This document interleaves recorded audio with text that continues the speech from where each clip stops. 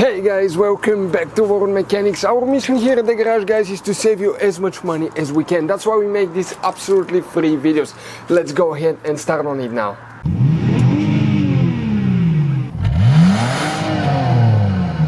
So let's start on it now. So guys, rain sensor fuse, where you can expect to find it, we will demonstrate on this generation Dodge Ram here.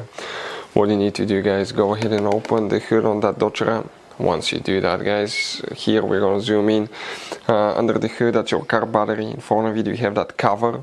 It has two tabs, one here, one there. Press them at the same time, lift up, it will open. On the inside you will find the main engine fuse box with a layout like this one. Before we continue, let's explain quickly why it's always a good idea to test fuses and relays.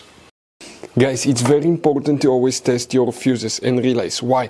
Sometimes you may think you have a good fuse, guys. It's hard to tell. Look at those fuses, right? And sometimes, okay, you pull the fuse. Okay, I'm going to get the fuse puller and I'm going to remove one fuse.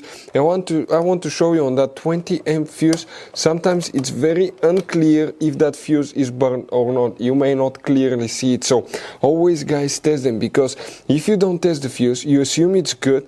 You end up spending money, time and diagnostics for problems that do not exist, guys. So you can just waste your money and time. Always test your fuses, always test relays. We will put links in the description of the video below where you can find, guys, a video for testing a fuse and testing a relay that will explain everything that you need to do.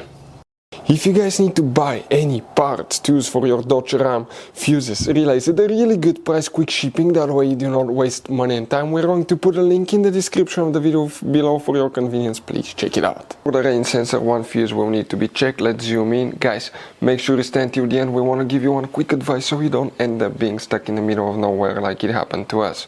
If you come in that row of fuses right here, the fuse that we need to check for the rain sensor, that's 23, 24, then it goes to 65, 66. That's the fuse that you need to check for your rain sensor.